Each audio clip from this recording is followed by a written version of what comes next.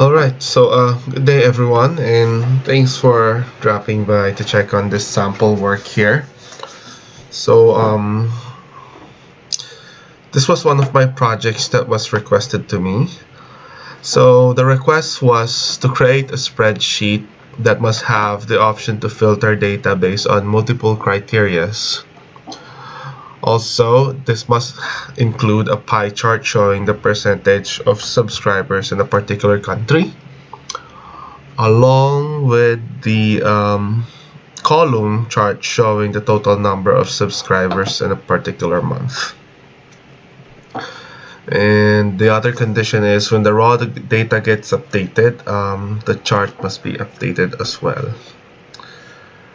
They also want us to follow these conditions of the column. So the column order should be subscription date, full name, company, city, and country.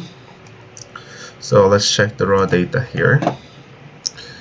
The original column includes these hidden columns. So what we did here is we just selected the subscription date. We combined the column of last and first name along with the city, or rather company, then city and country. Alright, so let's just hide these columns back.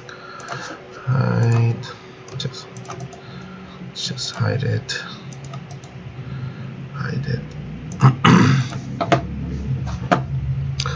Alright, so I'll show you the finished product of what I've done here to filter this data. So here it is. If you notice, there's a date range here that I've included. So the request was to filter the data based on multiple criteria, so subscription date. So let's say if the client wants to check the date range, I've added a format preview here just to make it easier. So let's say if they want to check the date range from January up until April. So let's change this to April 30th. There it goes. It filters the data and it gives the total count on a particular month of the number of the subscribers who signed up for that month. And I guess you also noticed that the country of subscribers also changed. So the next request is the other option to filter the data using the country or customer's name or city. So they can do that here as well. One example that we could use is, let's just type the keyword United here. Okay, so there it goes. It filtered the data. Filter the data with the word United in it. So there's United States of America, then there's United Arab Emirates. So subscribe on January. It filtered January here. And subscribe on April, so it filtered April here. You'll also notice that the country pie chart has been updated. So that's good. Next is, let's try to search with a customer's name in it. So let's just try using the word RU in it. So okay, so any customer that has the first letters RU in it will be filtered as well. So if you notice here, it's Parker Russo, Ruben Trevino, Jeremiah Rubio. And it also filtered the dates based on the subscription date along with the countries here. Okay, so they can change the date from the start. They can also change the start and end date here. So let's say if they decided to move from May 1st to, oh, you notice there's an error because the end date should be greater than the start date. So let's just change this to September. So there you go, it filters it again, showing the dates. Okay, so let's get back here. Let's check on both of this. And the last request is when a raw data gets updated, the chart must be updated. So let's check here. So let's pretend that somewhere here a data gets updated. So let's use this Alvin Lane as an example. So it says here October 3rd, 2020. We'll try to set it, we're going to insert it next. So since there's no May 2 listed here, we're gonna insert it with May 2. So let me just highlight this as well. Okay, so it's showing that error. So green.